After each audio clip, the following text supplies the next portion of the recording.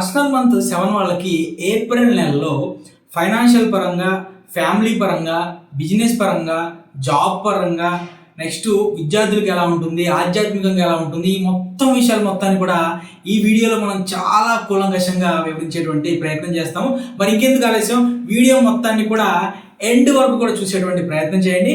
అలానే personal month అనేటువంటిది ఎలా క్యాలిక్యులేషన్ చేసుకోవాలనేటువంటి వీడియో ఆల్రెడీ మన ఛానల్లో ఉంది, ఒకసారి వెళ్ళి చూడండి.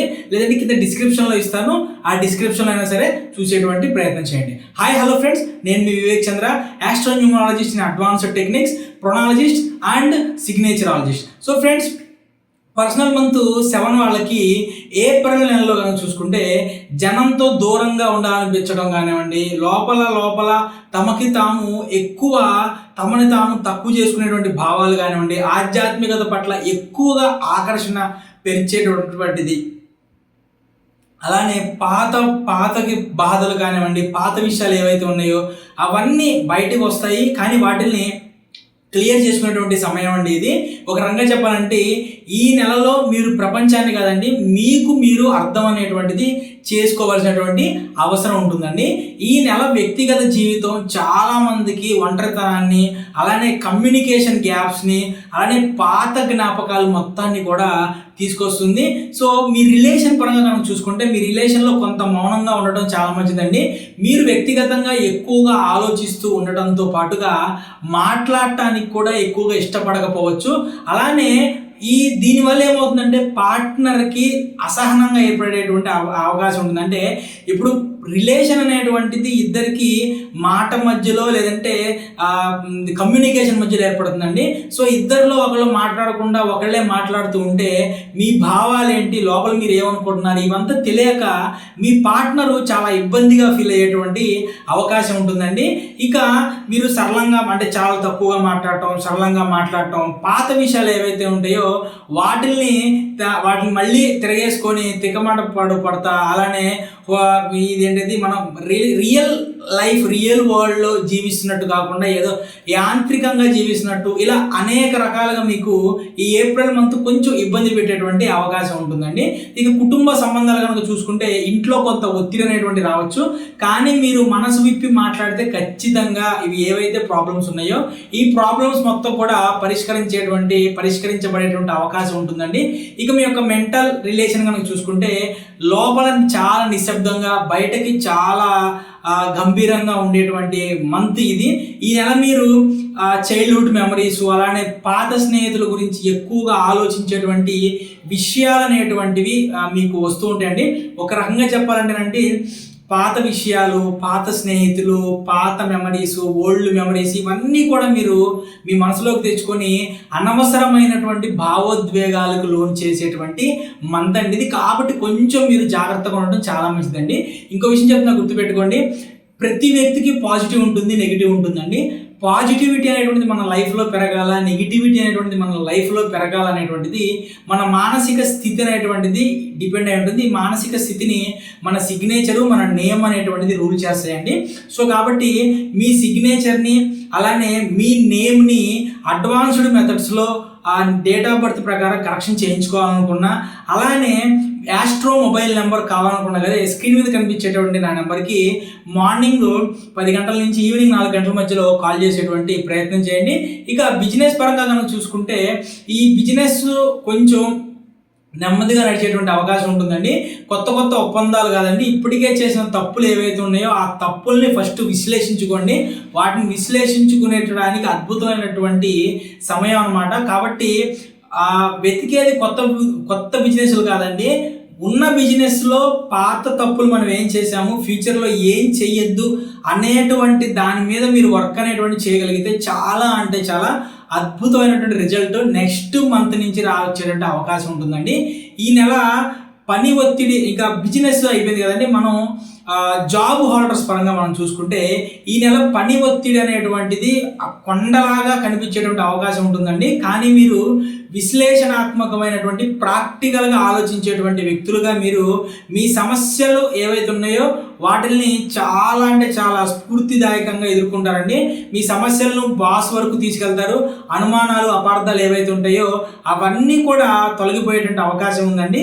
కొత్త ఉద్యోగం వెతుక్కునే వారికి ఇది సరైనటువంటి సమయం కాదు. కాబట్టి జస్ట్ ఈ ఒక్క 1 మంత్ కనుక మీరు కొంచెం వెయిట్ చేసి ఇప్పుడు ఉన్నటువంటి జాబు లేదా నెక్స్ట్ కొత్తగా వచ్చిన జాబు రెండింటిని మీరు కంపేర్ చేసుకొని 1 మంత్ మీరు వెయిట్ చేసగలిగితే బాగుండేటువంటి అవకాశం ఉంటుందండి.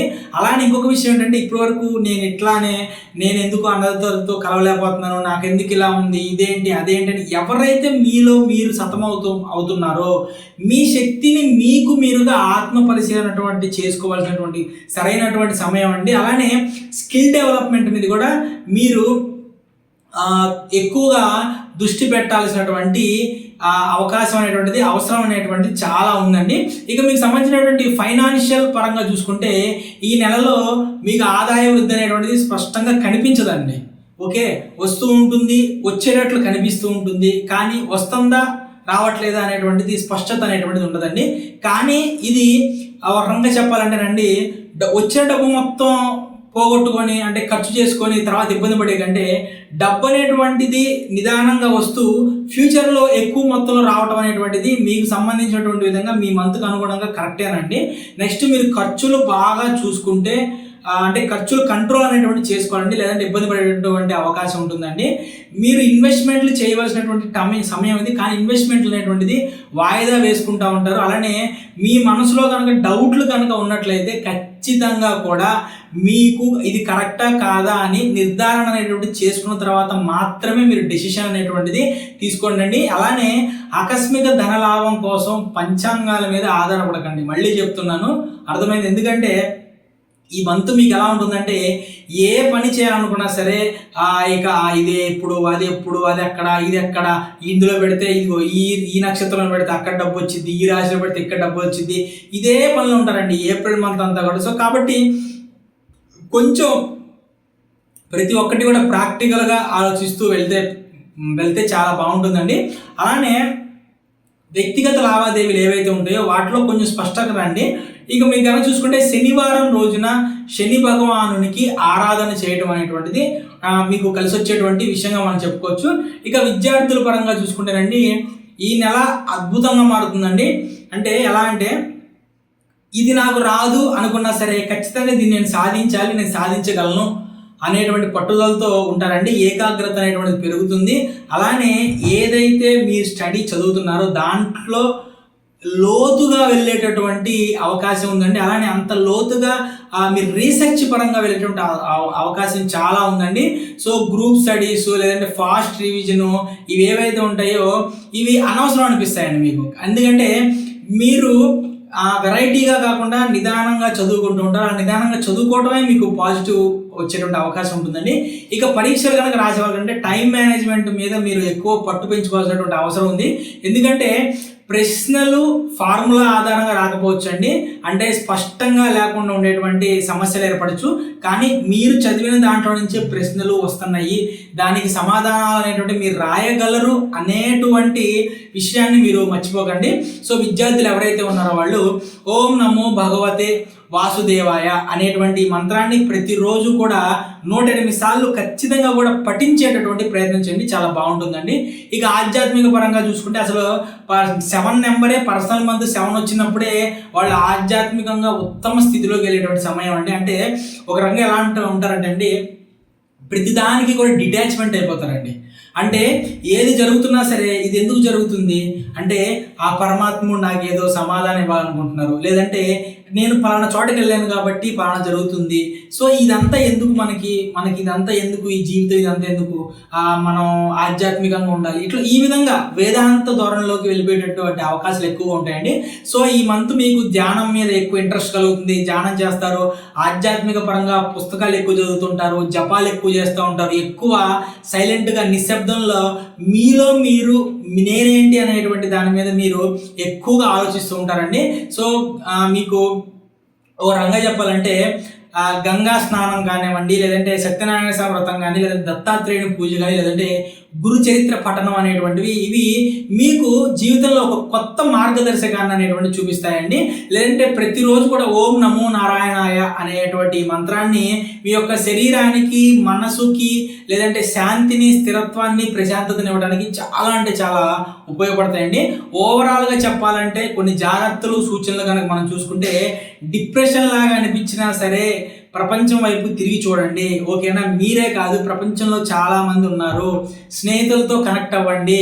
ఒక రోజు ఒక పుస్తకాన్ని తీసుకొని కనీసం రోజు ఒక 10 పేజీలైనా సరే పుస్తకం చదివేటువంటి ప్రయత్నం చేయండి. ఫలితం మీరు ఊహించలేనంతగా ఉంటుందండి.